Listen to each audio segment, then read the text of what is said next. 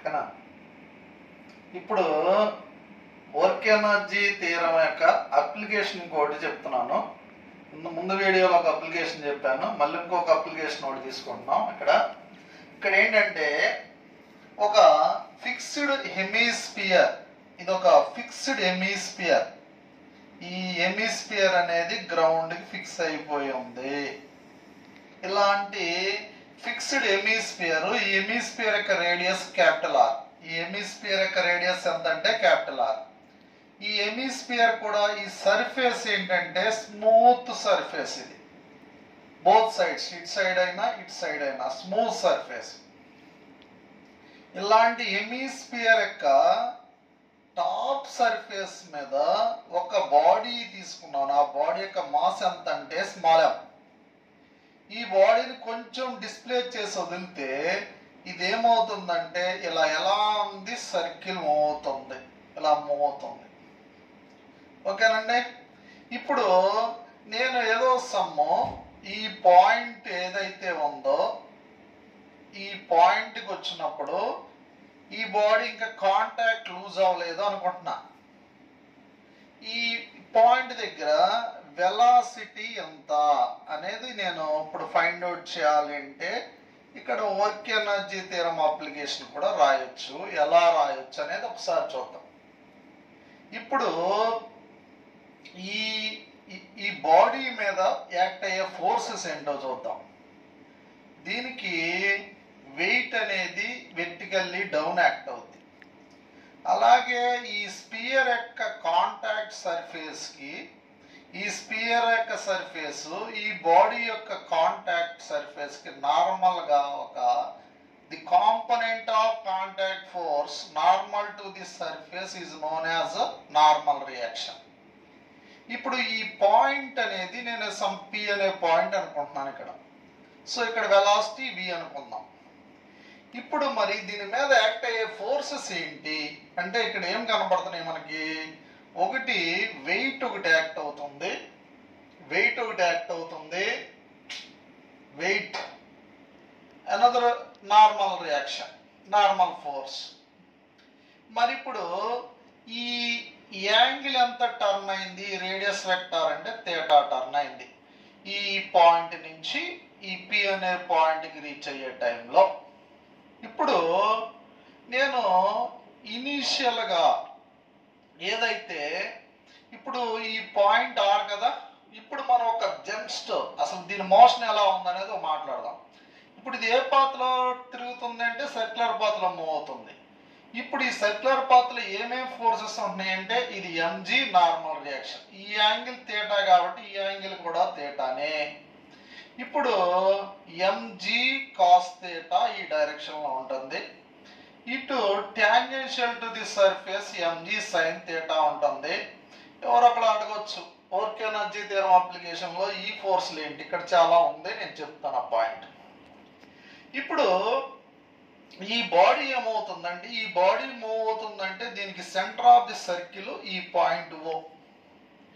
ఇప్పుడు ఇది circular path లో మూవ్ అవుతుంది కాబట్టి దీనికి resultant force along the radius towards the centre of force ఉంటుంది.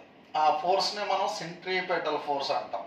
మరి ఆ సెంట్రిపెటల్ ఫోర్స్ ఎక్కడి నుంచి వస్తుందిరా అంటే mg cos theta towards the centre, normal reaction away from the centre, mg cos theta minus m is equal to mv square by r radius. ఇది first equation. రెండోది ఏంటంటే ఈ mg sin theta కాంపోనెంట్ వల్ల ఈ బాడీకి acceleration వస్తుంది. ఆ acceleration దేని వల్ల వస్తుంది అంటే టాంజెన్షియల్ ఫోర్స్ వల్ల. ఆ టాంజెన్షియల్ ఫోర్స్ ఎంత అంటే mg sin theta. ఈ రెండు. ఇక్కడ కొత్త ఇది ఒక టర్మ్ చెప్పాను నేను, సెంట్రిపెటల్ ఫోర్స్. ఇది ఎందుకు చెప్పావని వాడు కూడా కొందరు ఉంటారు. ఇప్పుడు నేను వర్క్ ఎనర్జీ థియరం అప్లికేషన్ రాస్తున్నాను. ఇప్పుడు ఈ వెలాసిటీ ఫైండ్ అవుట్ చేయడానికి నాకున్న సోర్స్ ఏంటంటే వర్క్ ఎనర్జీ థియరం. ఇప్పుడు according to work energy theorem ఇక్కడ ఏమేమి ఫోర్స్లు యాక్ట్ అవుతున్నాయి అంటే work done by gravitational force, ఫోర్స్లు యాక్ట్ అయ్యే ఫోర్స్లు ఏంటంటే గ్రావిటేషనల్ ఫోర్స్, నార్మల్ రియాక్షన్. ఇక్కడ ఎందుకు నేను సెంట్రిపిటల్ ఫోర్స్ ని ఇంట్రడ్యూస్ చేశాను అంటే work done by gravitational force plus work done by normal reaction is equal to change in KE రాస్తే సరిపోతుంది.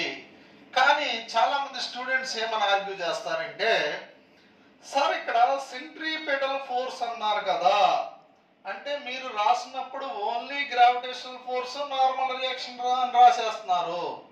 గ్రావిటేషనల్ ఫోర్స్ వల్ల వర్క్ జరిగిందన్నారు, నార్మల్ రియాక్షన్ వల్ల వర్క్ ఉందన్నారు, that is equal change in KE ఉంది, ఈక్వల్ అయిపోయింది అంటున్నారు.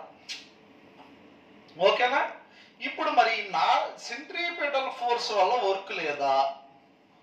అసలు సెంట్రిపిటల్ ఫోర్స్ రియల్ గా ఇక్కడ ఏంటి? ఇప్పుడు మనకి centripetal force is the resultant of normal reaction and component of MG along the radius. అక్కడ కొత్తగా ఇంకో ఫోర్స్ లేదు. నార్మల్ రియాక్షన్, ఈ ఎంజీ యొక్క కాంపోనెంట్ టువర్డ్స్ ది సెంటర్, ఈ రెండింటి యొక్క రిజల్టెంట్ సెంట్రిపిటల్ ఫోర్స్. ఇక్కడ కొత్తగా ఫోర్స్ లేదు. ఓకేనండి, అర్థమైంది అనుకుంటున్నాను నేను ఈ పాయింట్.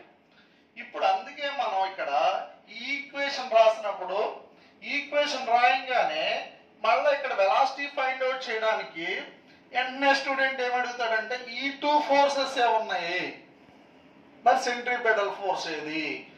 సెంట్రిపిటల్ ఫోర్స్ అనేది ఈ ఎంజీ యొక్క ఒక కాంపోనెంట్ అలాంగ్ ది రేడియస్, ఈ నార్మల్ రియాక్షన్ యొక్క resultant. The centripetal force is the resultant force acting on a body moving along a circular path along the radius towards the centre. So that is the resultant force, resultant of two or more forces. So అందుకే మనం ఇక్కడ ఈ equation లో ME square by R అనేది centripetal force, కానీ ఇక్కడ మనం రాయాల్సిన అవసరం లేదు.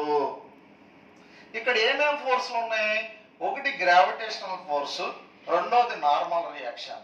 So work done by gravitational force plus work done by normal reaction is equal to change in kinetic energy. So what is work done by gravitational force? MG is acting vertically down. So what is the displacement of the point of application of mg? So here this is radius, this angle is theta. We know that this component is r cos theta.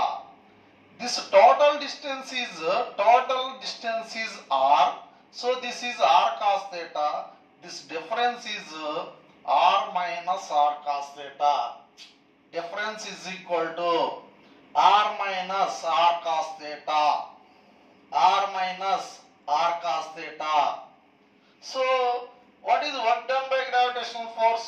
mg into displacement in the direction of mg is the r minus r cos theta. This is r cos theta.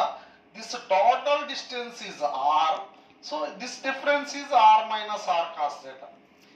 mg into r minus r cos theta plus work done by normal reaction. Very very very very important point. ఇక్కడ normal reaction velocity ఒకదానికొకటి perpendicular గా ఉంటాయి.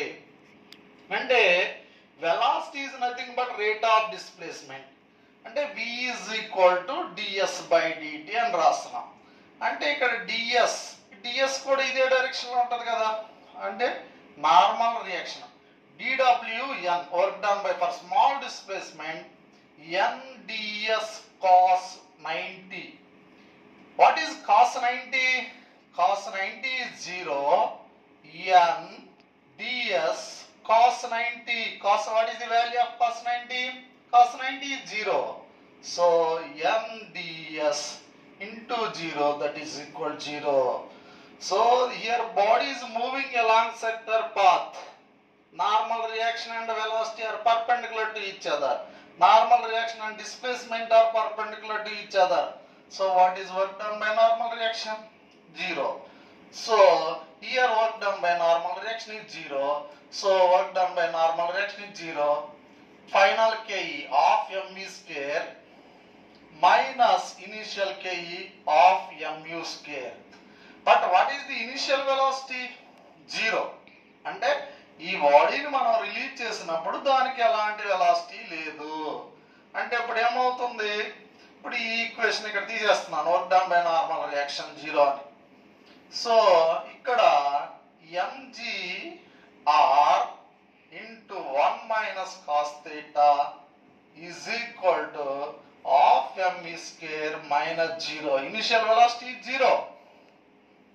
So v square m gets cancelled. V square is equal to 2gr into 1 minus cos theta. V is equal to square root of 2gr into 1 minus cos theta.